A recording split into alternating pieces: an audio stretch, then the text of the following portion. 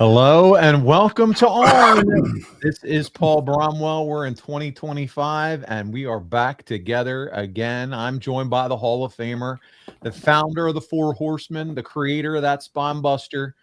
He's the 1A Tag Team Wrestling. He's my tag team partner. He's the enforcer. He's double A. He's Arn Anderson. Arn, happy New Year, my friend. It's been a nice long break for us the last few weeks, but I've missed you, man. I'm ready to get back together again, back on it. How are you doing? Are you sure you're not glad to have been rid of me for a couple weeks? No, sir. Are you positive? Hey, listen, I did enjoy the downtime. I'm not going to lie. As far as I was off work, the shoot job, as they call it, for a couple weeks. And I was busy, kept hopping. But it was good. You know, I always like to have that end of the year break. You get to connect with family, get to unplug, unwind, maybe think a little bit about, the upcoming year, figure out a few goals. It's just good. It's just good to have that time. But there's also something about getting yourself back in the routine again, if you know what I mean. Let's just say it is not lost on me that I have a job, although it's not considered a job, and this is as close to getting one as I'm going to get, Paul, just so you know. So this occupation that you and I have here, and our merchandise, which is people are being very vocal and happy about, which Yes. I'm proud of.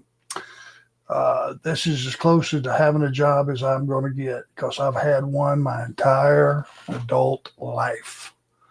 I am saying that I'm glad that I'm not traveling this period of time, because if you watch the news, travel is not easy. A lot of snowstorms everywhere.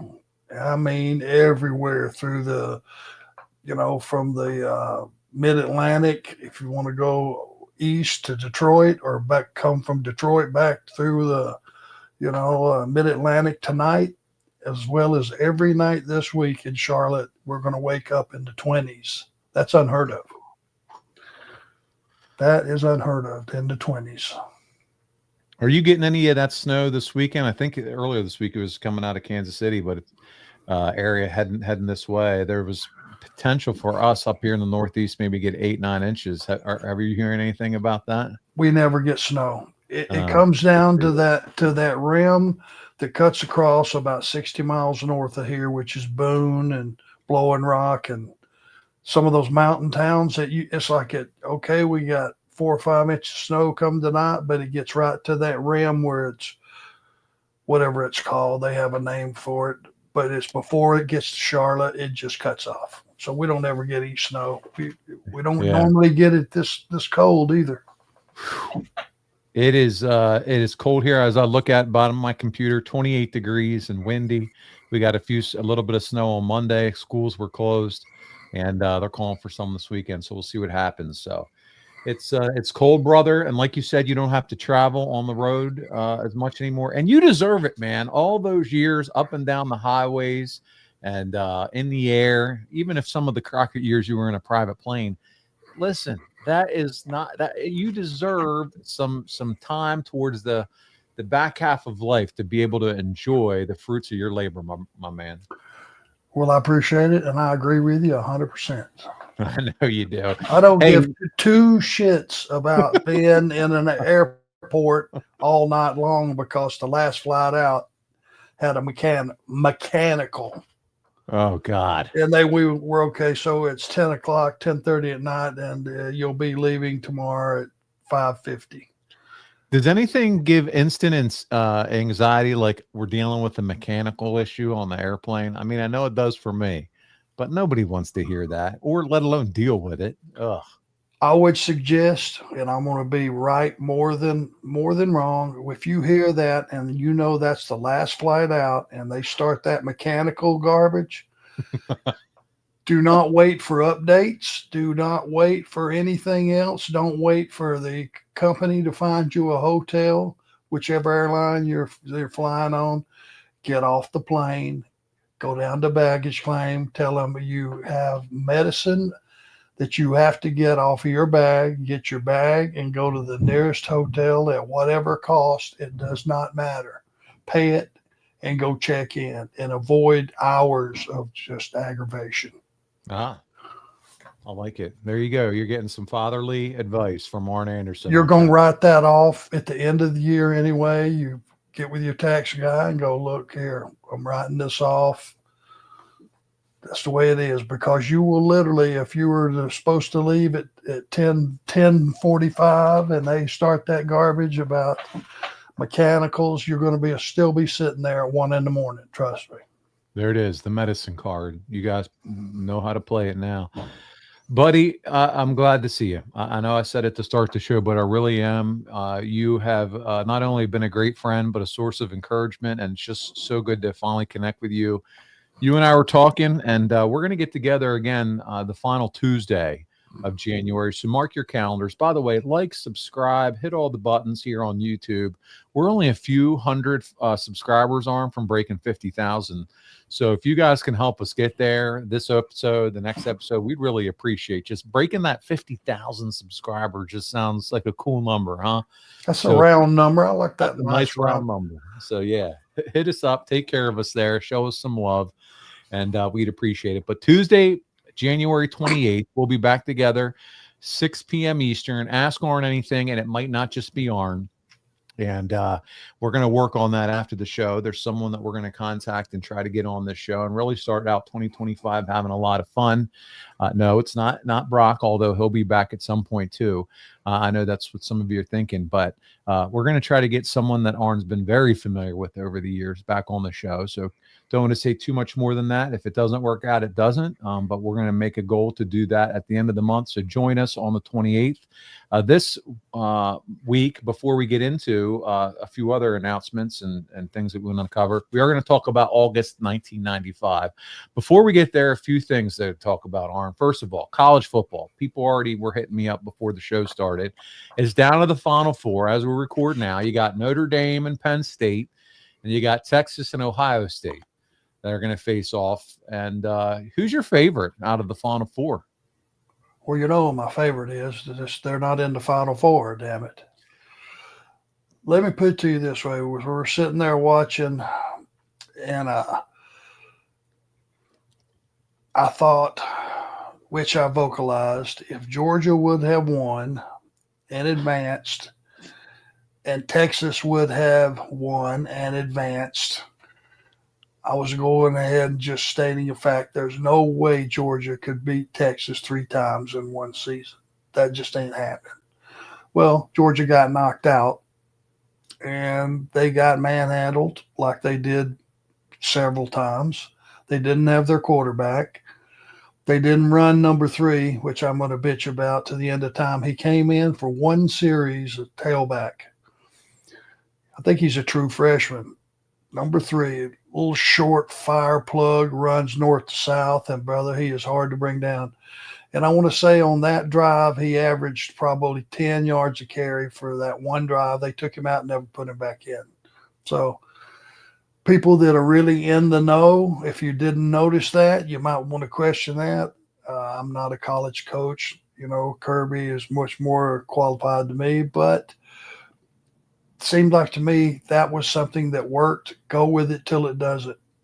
And it really jumped off the page that they didn't use him more. The quarterback we had didn't have much experience. And hey, they didn't have enough studs on the field that should have been in their starting lineup to win the game.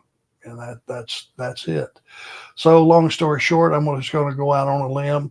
Even though Ohio State looks hard to handle right now, impossible to stop, their offense just looks impossible to stop. I'm going to go with Texas. You're going to ride with Texas. We'll go with Texas, man. They're beasts. They are beasts. Okay. That's Arn's pick. So for you that asked me to ask him, I asked you. And by the way, if you want to ask more questions, perfect transition. Hit us up and use that super chat function. Arn was just saying, this is how he works now, right here on the podcast. It's my job. Yeah, but this is it. This is his job, and this is where he clocks in, clocks out, and he loves hearing from you. This is the virtual living room, but also it'd be so nice of you to contribute and help him as part of his retirement here, and take care of Arn, Aaron, and Smokey. Speaking of Aaron and Smokey, January 31st weekend. January 31st is a big day in your household, and you're heading to Indianapolis for WrestleCon. But tell them why the 31st is a big day in your household. It is my wife's birthday. Yes. And I don't nearly get enough opportunities I do my best. I know every single day I tell her I love her at least twice.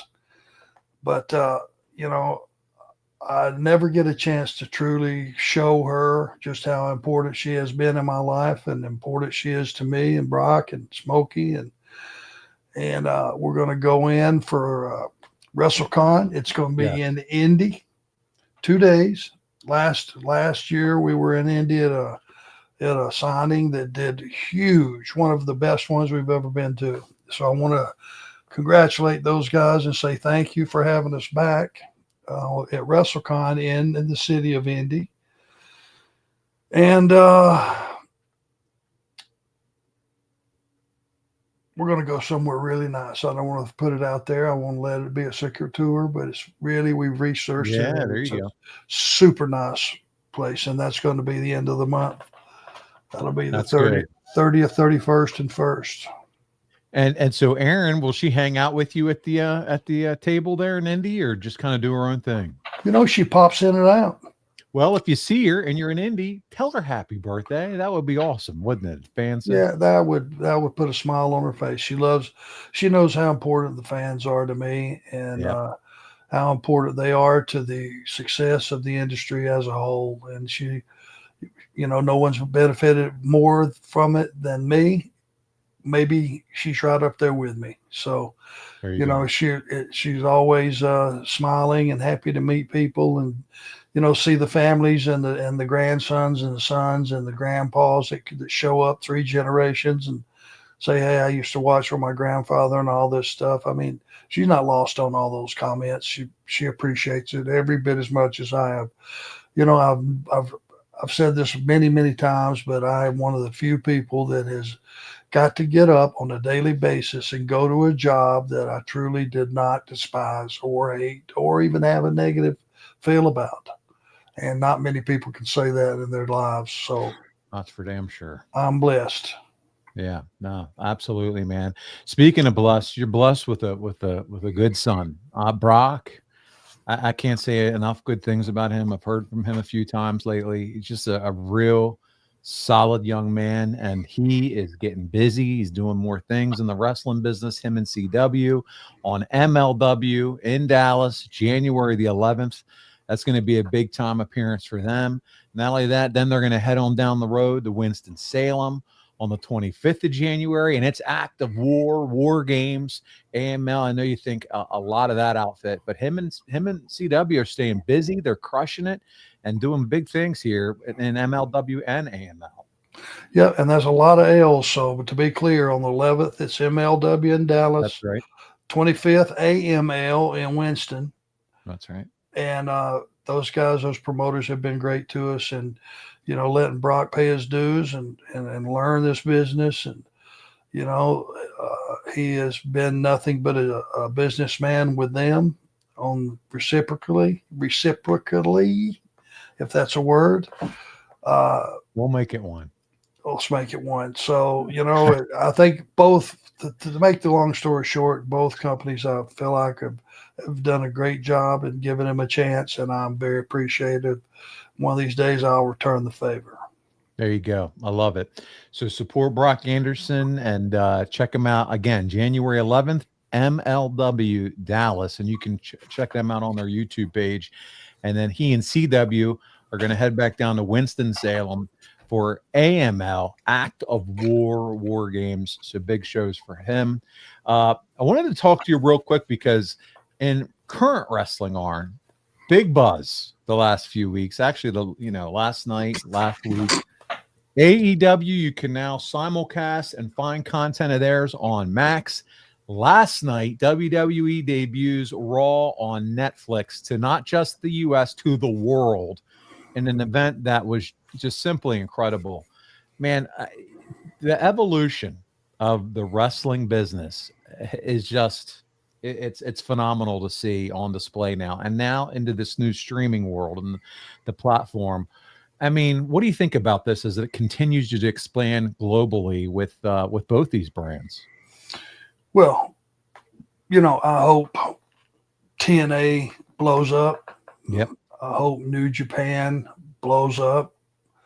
I hope MLW and AML blow up. It's not just the two leaders, which happen to be WWE and right now in AEW, and they're kind of leading the pack. But I want to see every single one of those companies do well because, let's face it, these young guys need to get as many reps as they can.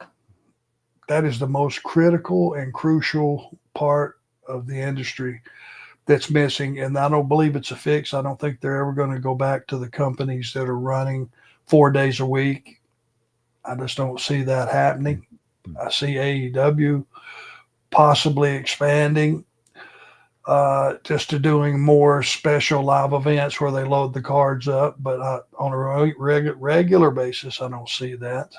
But I am very proud to see that, the wrestling has ballooned up to what it, if you watched that show last night, which I did streaming. Yeah. And I didn't find that Netflix till a few years ago. I used to hear about it. Aaron would talk about it. Brock would talk about it. And I would okay, it's another HBO. And that's just the way I kind of blew it off. But man, there is so many people that there's a host of shows. It's like the one that's Yellowstone. The guy that came up and co-wrote that and co-produced that with Kevin Costner. Now he's got about 7 shows. He's got a whole universe. Yeah. He's got his own whole category that's just his stuff. And it's all on platforms, Peacock and streaming, Paramount. Yeah, dude. And you can see it. You can see his fingerprint on every one of the shows, even they're a little bit different. Yeah. But you can still see his just writing style and the way he brings the characters along and all that stuff. So I think it's going to be a situation where on on the pay channel, people Netflix. Netflix, they're not going to worry about, paying a little extra if they're getting content that they wouldn't normally get on regular TV. And that's going to be the issue. It's incredible to think that pro wrestling is the first live episodic show that Netflix of any show they could do, the first live episodic show they're having on their platform is pro wrestling. How cool is that? Be proud you're part of it too now, Paul. We all contribute. Every one of us contribute to the success of the business. The video they did to open that show where they went back and showed the forefathers and Triple H did the voiceover. It was over 3 minutes long. Cold chills. I don't know if you got to see it. I'll send it to you after, but just so good in mixing today's generation with the old stuff. They showed Flair getting out of the helicopter, some of the stuff that you remember from the 80s and Andre and Miss Elizabeth. I mean, just weaving the storytelling of pro wrestling to where it was today. No one does production and a video compilation like that. It was so good. And it's just so fun. You say being a part of this industry, it's so fun to be able to see the growth. And when you say growth, that means opportunity. Money and opportunity for the future generations behind you. And Arn, you are one of those foundational talents that help lay the brickwork, lay the foundation for today's generation and where it is. And so let me say thank you for all those airplane trips and bus trips and rides around the town as one of the bricklayers in building the foundation for where this business is today, because it's truly incredible. So really excited to see that. Well, thank you for that. And if there's anybody out there that agrees with that, here's your chance to return the favor. Support Brock the way you supported me. And, there won't be a day that he gets up that he won't enjoy going to work. And that's all I can hope for him, because he's earned it too. He's the families of the wrestlers that have paved the way the last 40 years to get in this business, you know, in the condition it is in, to be able to make a move like this. You know, those families probably sacrificed at least as much and maybe even more than the talent themselves. You said continue to support Brock and things of that nature. I want to give the fans one more chance right now to support you, buddy, because of collectmajor.com. Series 11. All right, the big rubber guys right now, and I'm going to show this, pop it on the screen. Look, everybody, look at the jacked up, look at those abs. Those abs, they finally got the abs right. They got the abs right. They got the hair right. They got that scowl. They got the red TV title, Arn. Come on. Yeah, buddy. I'm excited about that too. Those guys have been great, you know. And head over to collectmajor.com. It's series 11. You can get the whole series. And by the way, Tully is in the series with the national title. Missy Hyatt, Rick Martel. Arn, I got to admit, last night I got on the site. I ordered you and I ordered Tully, my two favorite. And they're going to ship, as you guys can see here, in June 2025, later this year here. It's been about 6 months, 5-6 months. But you got to order them before the end of this month. Pre-order ends the end of this month. Arn, I know you've been excited about this one for a little while. What do you think, man, being a part of Matt Cardona and team and their whole group and being a part of this series? Well, better late than never. And I was never a guy, and I understood this early on. I was not a Lex Luger or a Hulk Hogan or a Sting or, you know, or Shawn Michaels or you name it. One of those body guys or good looking guys that you can push and push is, you know, you look at them and they look like a superhero. I was kind of like the 6th grade school teacher that just happened to knock one of the guys off of his Harley Davidson and got away with it type guys. You know what I'm saying? So to be getting it this late in life, you know, I don't know if it means as much. You're getting action figures now. There's more to come too. You know, and there's more than that on the way, guys. There's other companies, video games and stuff that's going to be popping up. So cool. Keep your eye out there for me. And, you know, like I said, better late than never. Collect Major, all one word.com. Pre-order ends end of the month. Series 11. Arn with the red TV title. Tully with the national title. You can get Missy Hyatt. You can get Rick Martel. But to me, Arn and Tully with those individual titles, two of my favorite title belts growing up. Two of my favorite guys all around, the Brain Busters. Thank you. Yeah, you can get them now, and check it out, collectmajor.com. We're going to put that over strong until the end of the month. But so excited for you there, and you guys can do it. You're watching on YouTube. Open up another tab, and go ahead and take. Don't forget the books too. The books are still out there, man. How can I forget? I put my book up behind me. It's on the shelf, and I have you can't see it's blurred, but see that picture right there? There's you with two belts on your shoulder. And then I propped my comic book beside it. So they're right beside each other now on my shelf behind me. But yes, the comic book you need in hand. You'll have those in Indianapolis with you, right? Yes, I will. Most definitely. All right. Good stuff. All right, let's see. Is there anything else I need to show before we get going? Oh, yeah, just one more, and that's right here on the banner, 1tsport.com. It's not all spelled out anymore. We trimmed it down, cleaned it up, made sure we weren't ruffling anybody's feathers or, you know, the trademarks or One True Sport. 1tsport.com gets you this stuff right here. And Arn, I just got this. This is the white font Four Horsemen T-shirt design we recently added to the store.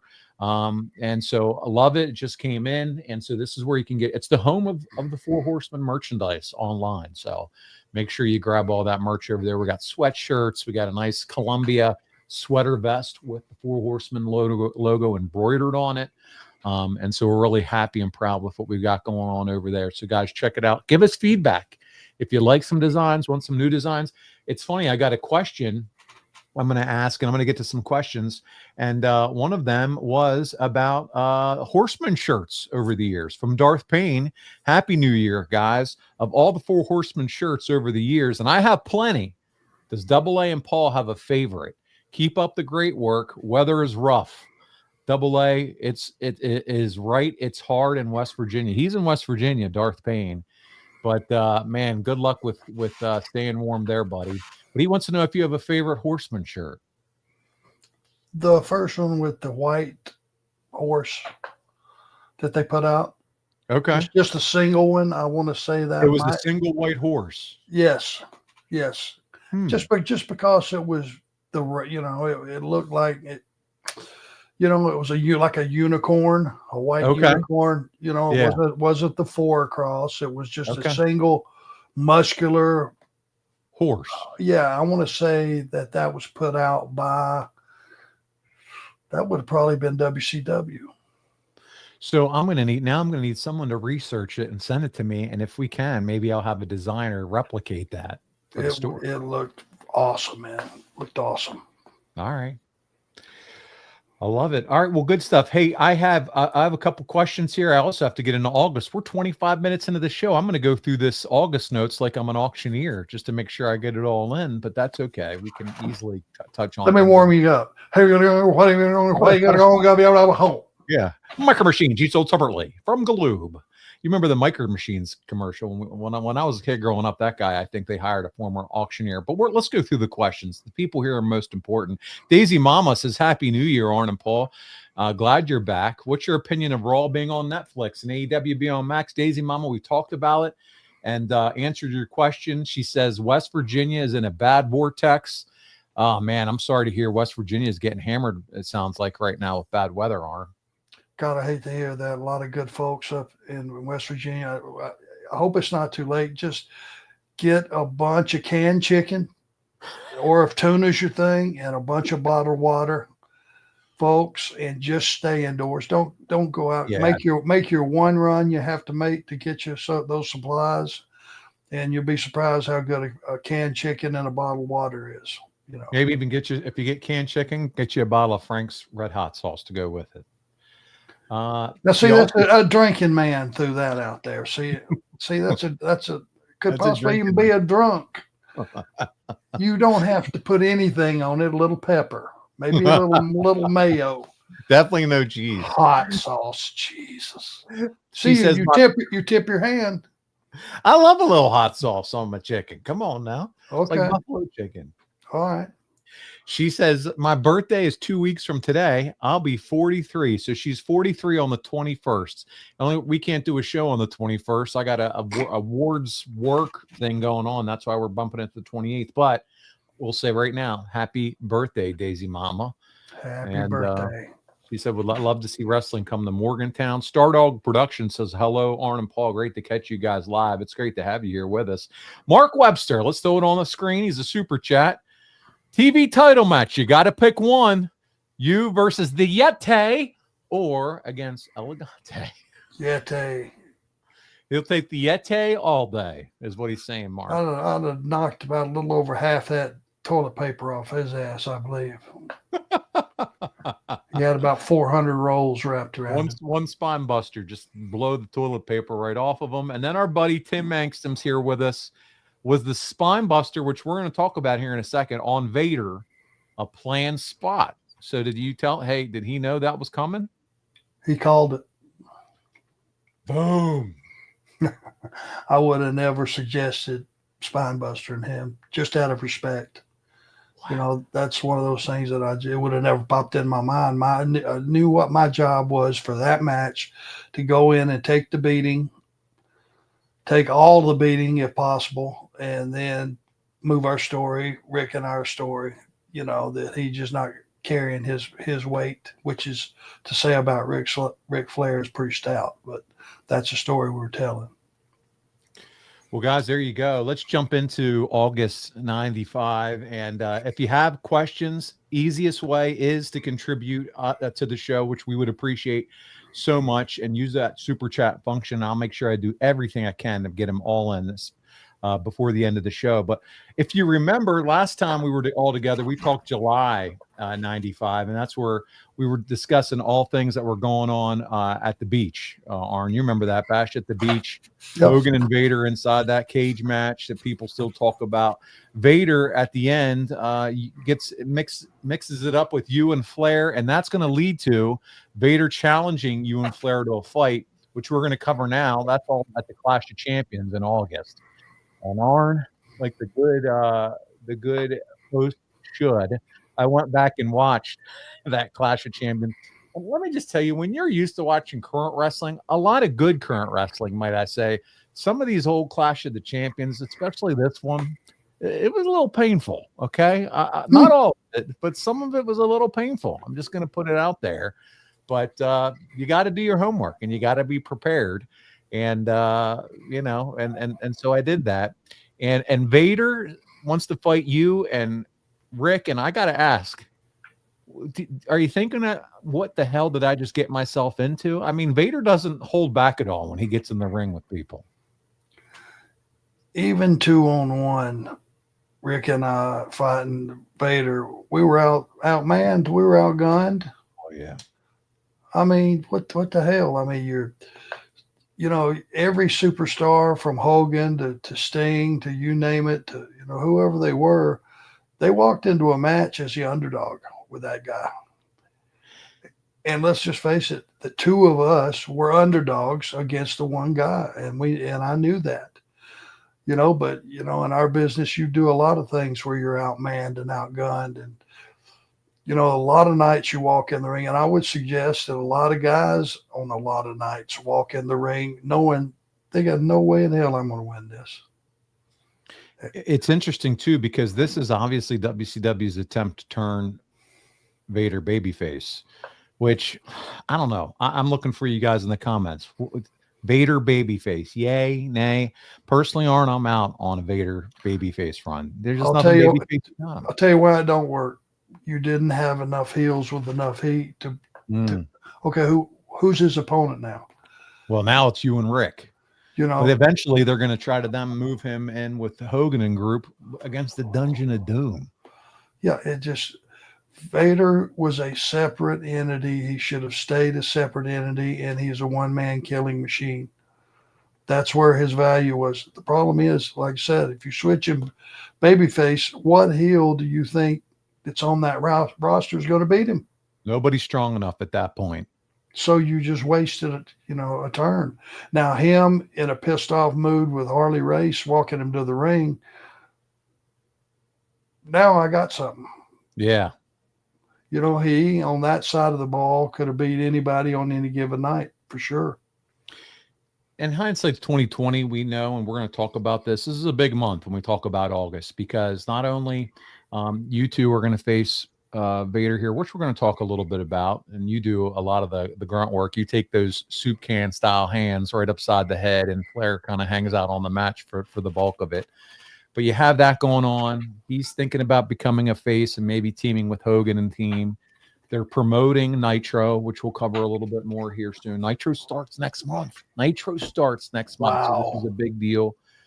We're going to talk about this too. Vader and Paul Orndorff have that fight behind the scenes that you're right there for. And you have, I know, a few things you're going to add some color to about that fight. Orndorff's in flip-flops. And pretty soon Vader's out the door. Okay. He's going to head to the WWF. So a lot going on around this time period, but let's start with Clash of the Champions. That's the big event for August. And the match that I want to highlight here, we're not going to cover every single match, but it's the first one, and it's Sting and it's Hawk. And if you guys remember last month when we talked about it, Sting was facing Ming, Sting versus Ming. And in that match, Hawk kind of came out at the end, provide a little bit of assistance after the match was over so that Sting wouldn't continue to get beat up by Ming. He was kind of like the tough guy that kind of stood out there and helped after the match. Well, they turned this into a tag team match. And it's Hawk and Sting against Ming and Kurosawa. And I want to set the stage a little bit for kind of what's going on here with Hawk. Because, and Arn, talk to you a little bit about this. Hawk and Animal, legendary Legion of Doom, they've been split up for a while now, and it started at SummerSlam 92 in the WWF, where it gets messy. Hawk showed up to the event. For those that remember, no shape to perform. Vince moved them to the opening match, and after that, Hawk left. He goes to Japan. It's a big deal, though. Breaking up a team, Arn, like LOD, it's kind of hard to recapture the magic after something like that happens, isn't it? Can't fix that. There are certain things in in this industry that once you split them up, there's no fixing it. And by the time you realized it was such a wrong thing to do, you can't fix it. And that seeing Hawk and Animal in any other situation than in a tag match as partners just don't work. And that was the case here. You got Hawk. He's now doing his own thing in WCW during this time. Animal's recovering from an injury later. He's working in Japan, Arn. And then from an interview with Chris Featherstone, Animal talked about that 4-year stretch and how the fans hated the Hellraisers gimmick that he had with Sasaki over in Japan. And it just seemed like everyone wanted the Road Warriors to be back. But WCW decides, we're just going to bring Hawk back without Animal. Do you think that's a mistake? Huge. Yeah. You know right away there was just something. It's not the same. Hey, it's like having a gravy bowl sitting there with all kind of big lumps of nice chicken or turkey or something cut up in it, mushrooms, all the stuff that goes in a gravy bowl. And you crack open a biscuit, and instead of tilting that gravy bowl up, covering them biscuits up, you just let the biscuit sit there. We are so ridiculous. I'm sitting here thinking it's like not having peanut butter, and jelly together. You're sitting here talking gravy bowl and biscuits. And I'm like, what is our problem, Arn? Do we have an obesity issue? Like, what do we just talked about chicken and hot sauce, and now here we are at a gravy bowl. Food is one of life's greatest pleasures. And there are some things that just go together. And there are some things that if you tease, they're going to go together, and then they don't. That biscuit went from being steaming and steam coming off of it, and you picture in that gravy bowl, those giblets going on top. Now it just looks like a dry ass old piece of bread laying there. That's how our mind works. It is. Hawk without Animal, or vice versa. Animal without Hawk. I hate to say it, but it's just two big cat head biscuits cracked open, laying side by side without the gravy. I've never thought I'd heard that analogy. Oh, it's awesome. That's the way I see it. There you go. You got dried biscuit and Hawk, and man, he was a dried biscuit in this match. Let me just tell you, this was not good. But let's talk about the Clash match. Hawk looked completely lost in the ring. Sting literally yelled out a spot towards the end. Clothesline, Hawk. You hear it on your TV speakers. And so then Hawk delivers a weak clothesline. He kind of holds Kurosawa in the corner for a while until they figure out to go home. And then he does a version of the Doomsday device where he kind of falls off the corner and clothesline. Buddy, you've been in plenty of situations like this probably. When things start to unravel, what's the best way to recover? And go home. Just get it over with. Go home now.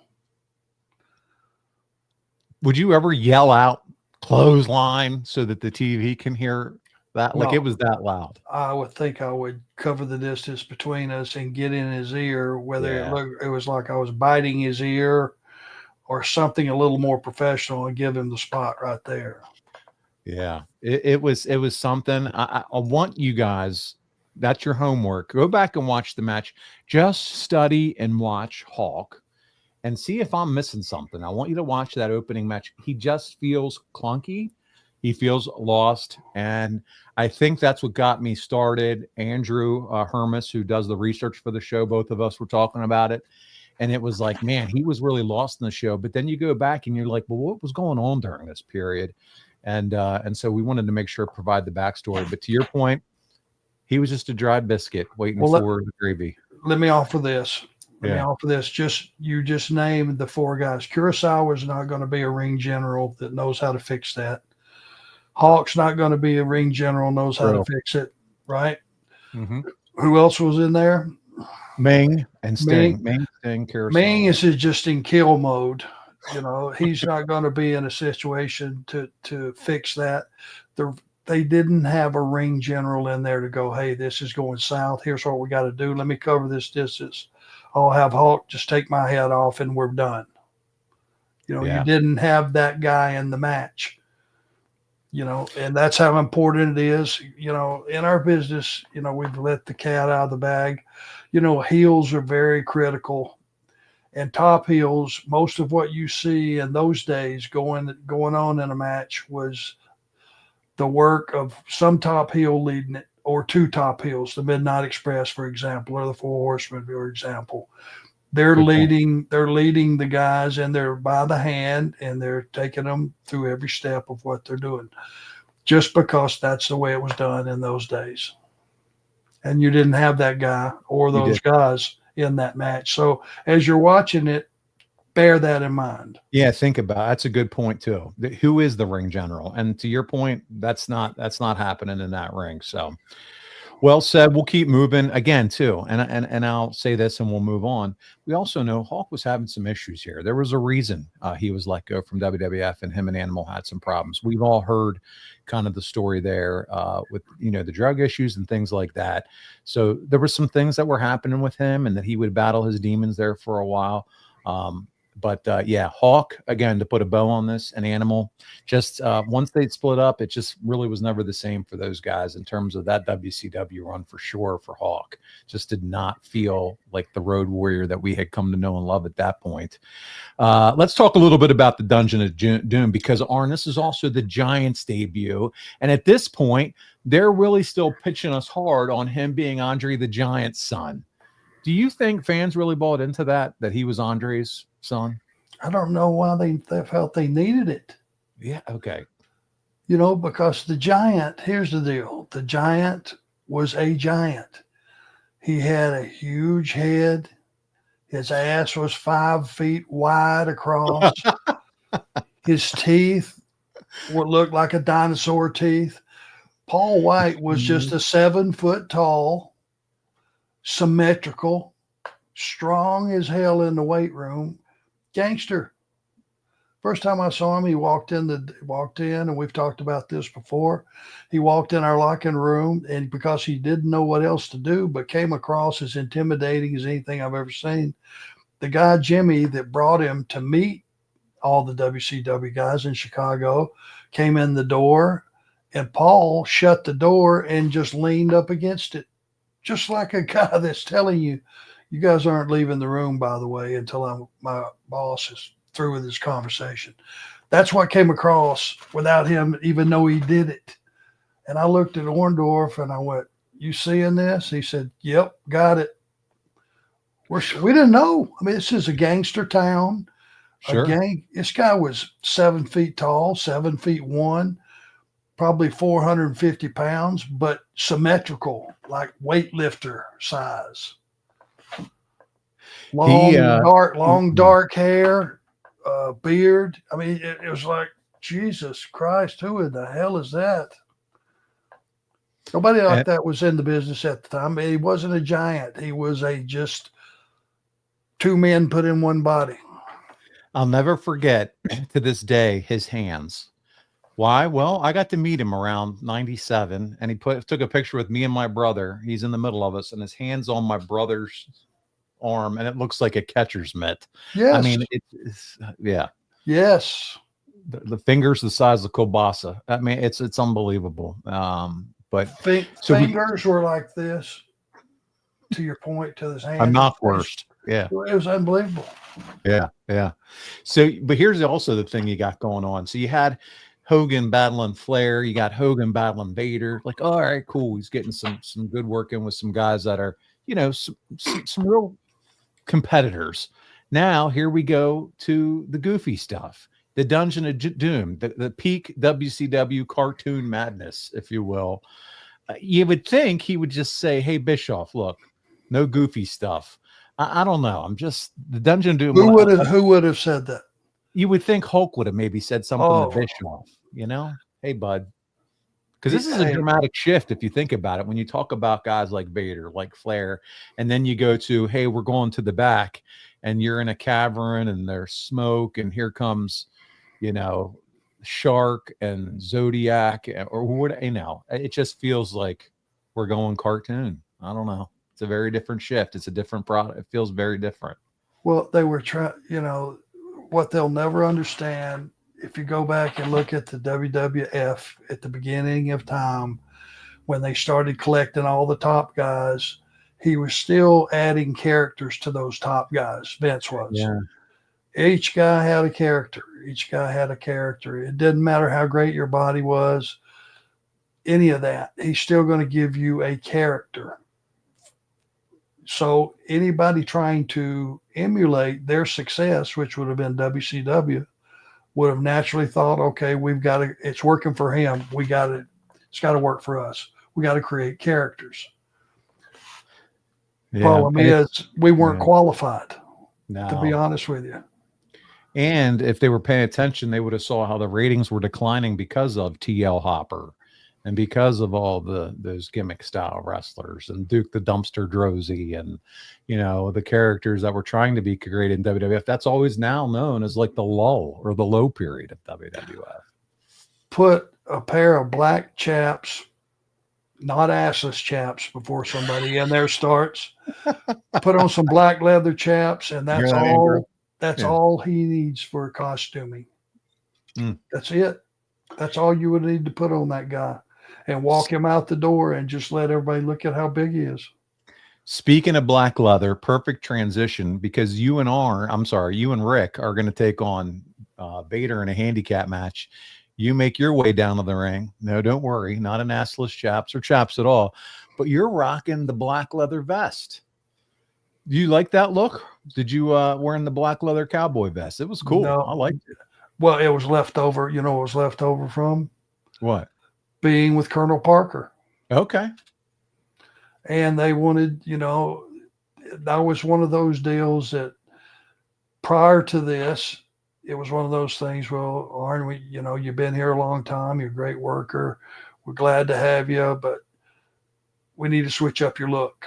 Yeah, so, no bomber jacket. It's the black leather vest. So if you go back a couple of months when I was with Bunkhouse Bunk, Terry Funk, they were a cowboy gimmick. Colonel Parker, obviously. So my version was just to throw on a black leather vest. And that was about, I wasn't going to get too crazy about it, too wild about it, but that was left over from that. It was cool. I liked it. I didn't particularly like it, but it did you? Okay. That's what I was wondering if you liked that or no. Well, it was trying to make me something I wasn't. And at that point in time, I don't think the audience would have said, hey, you think Arn Anderson needs a black leather vest? Is it time for something like that? Think he needs some more new costuming, new gear? What's the deal? Well, eventually the black leather vest meant a lot to the character of Stone Cold Steve Austin. So you never know. Yeah, it's application, it's timing.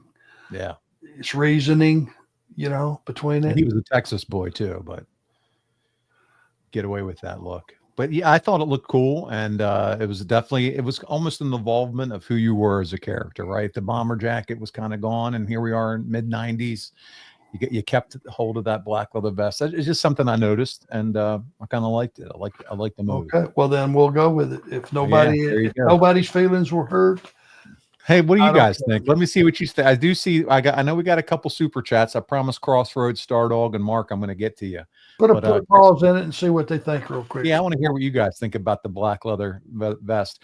Arn in that match, the big payoff from Bash at the Beach. Here it is, you and Rick taking on Vader, and freaking you worked almost the entirety of this match. And from the outside, it seemed like Flair wasn't too eager to get involved. What was the story being told here? You're basically just the muscle, and he's the brains, and he sits outside and just watch you get your ass beat. But this is also when you did the spine buster. So, yes, well, that's pretty much it. It's like the story was, I was tired of him not holding his end up. He's not being Ric Flair. He's not the world champion. I'm doing all get into it at the end. Yeah, I'm doing all the work. He's doing all the wooing, and I'm doing all the fighting. Which is about normal for the run. Which was. But that was the focus of what we were doing at that point. And I would have never spine busted Vader on my own. I didn't want to disrespect his size or what that represented. We're in the match and he called it. And I went, so cool. Are you sure? Yeah, right. He said, do it. So I did it. And it was One of the most iconic, buddy. Well, it's second in line, maybe only to The Undertaker. Yeah. And that was just because of the circumstances and it being Mania and all the other stuff that went with it. But it was, he was 450 pounds, every bit of it. I love that he called it. I think he called it. Yeah. You know, and he, you know, later on he said, I knew I had to kick out of it and I didn't think you would mind that. I said, are you kidding me? The magic was that I could get you up. If you would have been 200 pounds and wanting to kick out of it, I wouldn't have done it. The beauty of Vader, too, though, was always his athleticism. Yep. So, you know, being able to do a move like that to a man his size, it don't look good unless you can be that athlete and take that move. Well, and we both shared in the residual kudos from doing it. Yeah. It was a miracle that I could get a guy that big up, and it was a miracle that a guy was willing to try. And he did more than try. It was as smooth as anyone I ever did, I guess. It's funny. I just, I'm seeing some people put in some comments about the vest. Prefer Arn coming to the ring with the horseman jacket. I was a fan of the vest. It was an evolution of the character. Since you were back with Flair, maybe bringing back the bomber jacket would have been the right move. Horseman merch all the way. I love it. People were just commenting. Ryan said he met Paul White outside of a convenience store, and he can attest that when he shook his hand just disappeared in it. So love all that good stuff. But good stuff, guys. All right. And so then we mentioned it. You fall out. Flair turns on you. You two are getting a little bit physical with each other. You grab him by the hair and pull him back in the ring between the ropes. And it's a little bit of a fiery turning point here as you two as partners. Do you remember who pitched that whole idea, you two splitting up? You know, just, hey, it's time for us to kind of do our own thing now again. I'm not really sure. Yeah. Yeah, it was a while. I mean, it's a long time. Hey, 95 and we're in 2025, buddy. It's totally okay if you don't remember something like that. It's a long time ago, but here we are. We're at another moment in time where they want to break up you and Flair again. So that was what we got. Let's move on because we're at 52 minutes and we're still having fun. The debut of Monday Night Nitro is going to be on September 4th. So in February, guys, for our show, when we cover Arn's career, we're going to talk about that. But this is a huge shift. This is a huge moment in time for WCW. The evolution, the build, and the creation of Monday Nitro. It's going to be the flagship show. No longer WCW Saturday Night is that flagship show, Arn. Do you remember any chatter or talk about moving to primetime TV? Not just moving to primetime TV. You're going to go up against Monday Night Raw. And Ted Turner gave the keys to Eric, gave him the green light, gave him that slot. This is a bold move. Do you remember any of this, the conversation, the buzz, what was going on around this time period? Scared me to death because I knew you're going to split your audience. You know, I didn't know how many people were going. I wasn't familiar enough with the way things work. If some guy's sitting there with a flicker and he's going, okay, break, okay, click to the other show. Hey, break, back to the other show. And how much of that would actually play into what your rating was going to be? I didn't have a working knowledge of that. Yeah. And it just scared me. I knew that, man, I think this is going to hurt our rating. We were starting to build a little something, even, you know, and the thing is, Saturday night on TBS was established for years and decades. And people are, you know, they're just, unless you started hammering that fact that we're now going to be Saturday night, 6:05 is not happening. Monday, whatever time it was, what was it, 8 o'clock? Yeah. 8 to 9 started off, then it went 8 to 10, then it went 8 to 11. Yeah, eventually it'd go 3 hours. Progressed. You know, people are creatures of habit, and they're going to just automatically, you know, go to Saturday and there's nothing on, and they go, well, golf, or why is golf on, or why is basketball on, or what do you mean this putt championship? Where's wrestling? Because people just don't pay that close. They don't pay that close attention. Yeah. You know what I mean? And then you click over and you just happen to be skipping channels on 8 o'clock. That's a pretty big gap. 8 o'clock Monday. As a fan, the beauty of the head-to-head was knowing that both companies had to go for it every week, meaning we were probably in store for some of the best TV wrestling we were going to see every single week because you knew you were up against it. Did you know that week one, or did it take you a month to realize, hey, this is going to be cool? No, you just knew for them. I knew at that point back in 95. So 95 September, I would have, this was like 2 weeks before my 18th or 19th birthday. So peak age for this type of stuff to be watching this. And it was just like, wow, this is cool. Big moves are being made. They're challenging WWF. Like, this is going to be something cool. And then you watch the first episode and Luger comes out at the end. That's when you knew, like, this is going to be. So you had just been on the other show, right? Yeah. So, all right, let's get into it. We'll talk plenty of Nitro, the kickoff next month when we get into September. One of the wildest backstage stories from August 1995. It's legendary now. One of the wildest stories.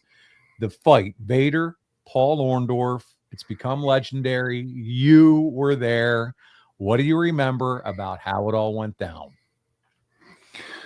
Yeah, I was. Now, keep in mind, Paul Orndorff was a guy that had a rep for being, from the point he was in high school in Tampa to college in Tampa.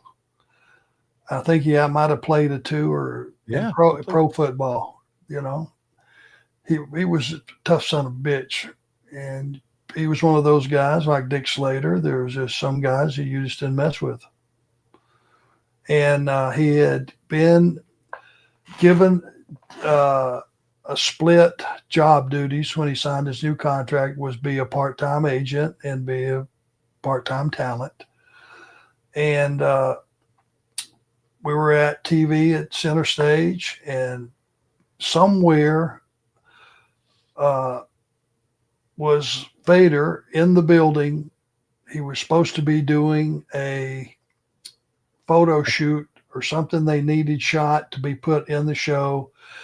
Vader had been given the time and all that stuff, but as you know, I think they might have been over it even at CNN studios, and he wasn't at TV, and he always walk around looking for him. That's the way it went down, right? Nobody could find him. Well, when he finally came in, he hadn't ate. He hadn't, he was probably flustered because they did too many takes of the shit that could have taken 1 or 2 takes. But he finally walked in, put his stuff down in the locker room, and Vader went, Jesus Christ, Paul, or Leon, where the fuck you been? I was over shooting something at CNN. Yeah, sure you were. Bullshit. Get your ass dressed. They got to have you out here. And then, man, doors are in 45 minutes. Let's just say 45 minutes. Get your shit on. And he was pretty gruff about the way he said it. And he walked out. Leon looked around, and he could tell guys were kind of looking at him like, you going to put up with that shit? Without saying it. And the idea was, Paul was an office guy. He was just doing his job for those that knew, but too many young guys, the look was, are you going to put up with that shit? So he came back in. He said, Leon, and he saw that Leon hadn't advanced in getting dressed. And he said, hey, man, let's go. Get your fat ass up and let's go. They've been waiting on you. And when he walked out, Leon jumped up and he walked out. And I heard him screaming, hey, man, you don't talk to me that way. This is Leon to Paul. Paul stopped, turned around. Hey, I've been trying to find you. My job ain't to run you down in this building, for however many hours and whatever the deal was. Paul walked right up on him, and in that backstage area, excuse me, sorry about that. It was like a lean-to. It was all metal. And Leon just walked up on Paul. Paul was kind of where his back was, in the back of the lean-to of metal.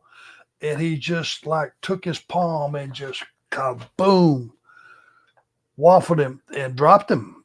Now, here is one of those what ifs, and as you know me, I'm a big fan of what ifs. Had Leon had followed up, that would have been over right then and right there. But he just cut a promo on him and backed off and turned and started to leave.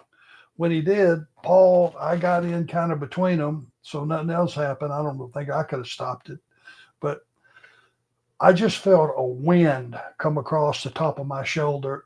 And as Leon turned, he saw something was going on, and Paul just went boom. Right on the chin. He dropped on his knees, right on his belly. Now, Orndorff had on flip-flops. Yes. Had he had on cowboy boots, Leon would have been dead man, because he stomped a mud hole in Leon. He was kicking him with bare feet with flip-flops. Boom, boom, boom, 5, 6, 7 times. And just we finally got him off, and Paul just went on down the hall and went into a little office that we had for the producers and agents and stuff to get organized in there. And he went in and shut the door. Leon came in that door, and his head had blown up. I mean, his eyes were swollen shut, his nose was busted, his mouth was busted. And here he came again. He grabbed Orndorff, jammed him up against the wall. Paul is still throwing. Had Ming not been there to come in and separate, he literally, Ming by himself separated it. And we got Leon out of there, and Paul stayed in that one room. Paul allowed it to be separated. They got him out of there. They got him, somebody drove him back to his hotel, and man, as he was walking out the door, I saw his face. It was brutal. Took him back to the hotel. They sorted through what happened, figured out Paul was doing his job. He might not have did it in the right way, a little gruff, little, bullying. The irony of it was earlier that day, Leon had signed a 600,000 times 2 contract, which he got fired that night. They sent word over to him, "You just going home tomorrow. Don't worry about coming in and signing that contract. It's been voided." Whew. Yeah, buddy. Whew. Yeah.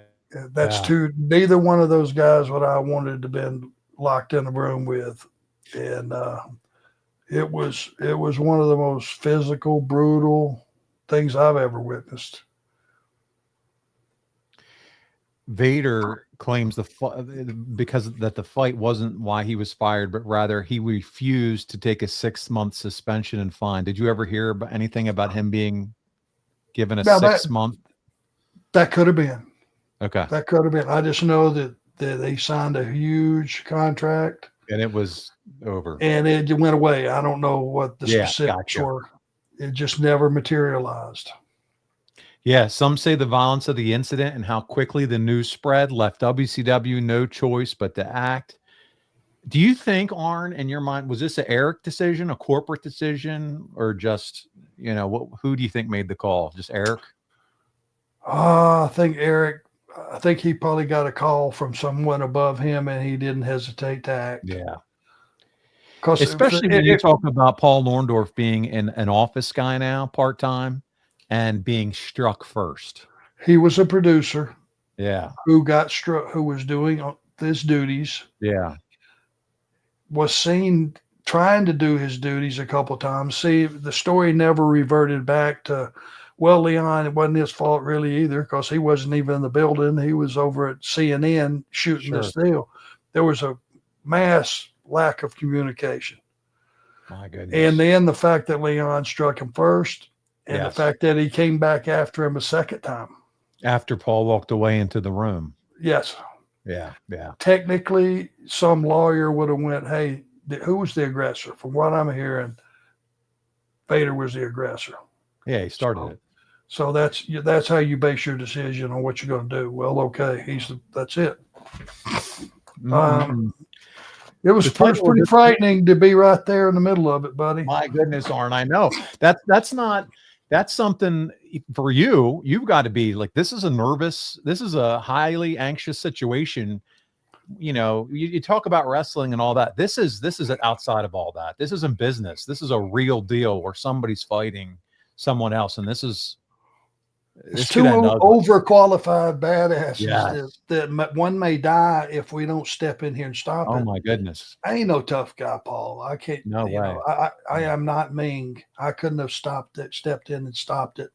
I could have helped and assisted 5 other guys possibly stopping it. Just hold, if anything. Hold on. Anything. Yeah. You know, and they were both friends of mine. That's what made it even worse. Yeah. So it was legendary, and I sat there and I was 3 feet from the whole thing. It just could have been worse. And in this situation, I know that's become a cliche deal that no matter that one deal fits all, it could have been worse. Well, this one, like I said, if Paul would have had on cowboy boots, he would have stomped the man to death. Because in that moment too, and we've all probably been there at least once in our life, where you lose your temper or something happens where you go absent mind, you see red, and sometimes you just don't have that off switch when you need it. And you talk about, you said if he would have been wearing cowboy boots, and you know, you just don't. Which most of us did into the building in our street clothes. Most of us wore cowboy boots. It's one of those things, and you got to enter this area too. We come from an environment where it's a fighting business, and most of the people are pretty damn tough and pretty salty. And when you've got 2 guys with reputations like that, their reputation's on the line. Forget about winning or losing that particular fight.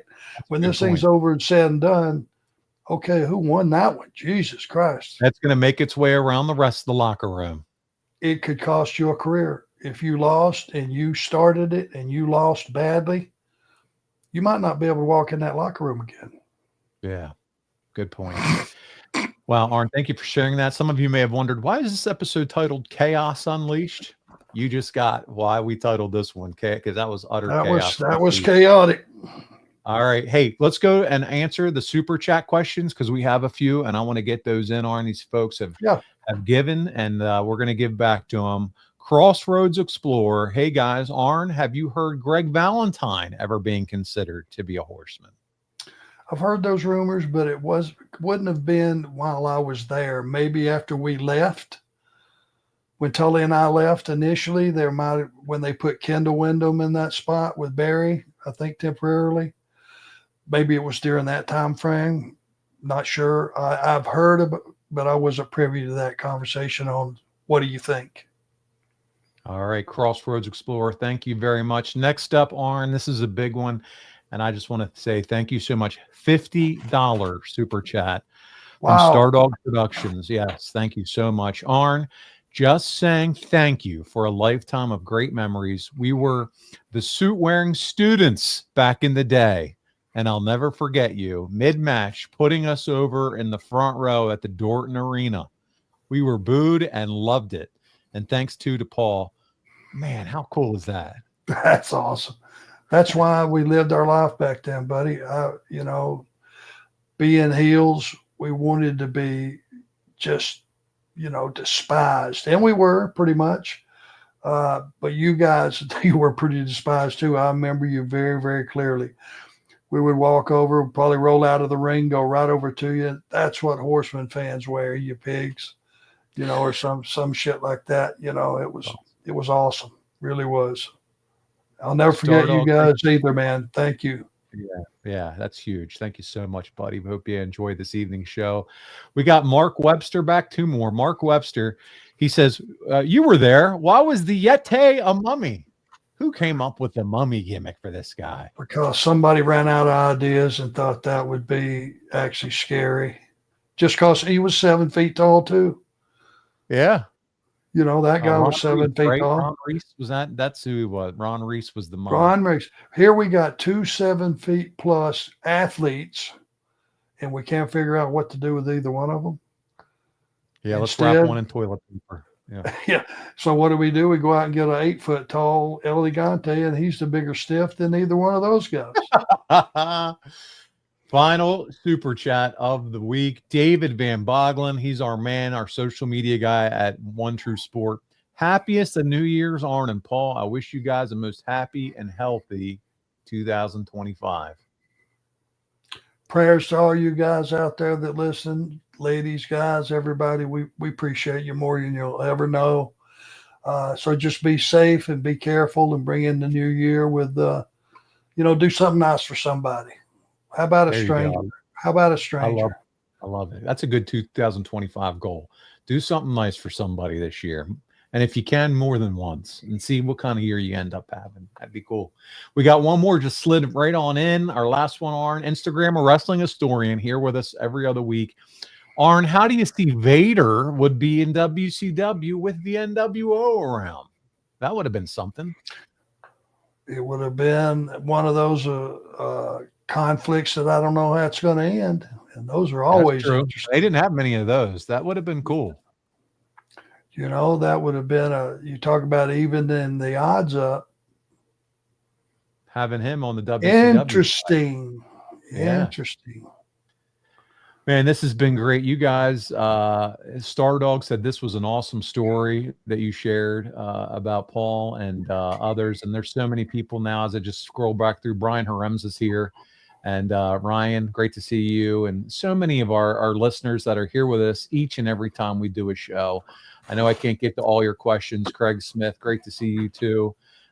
Keith Morrison, Coach Keith Morrison, miss you, buddy. Dickie Foster, Blair Hathaway. Sorry if I miss your names. Chris Orlando, many of you here.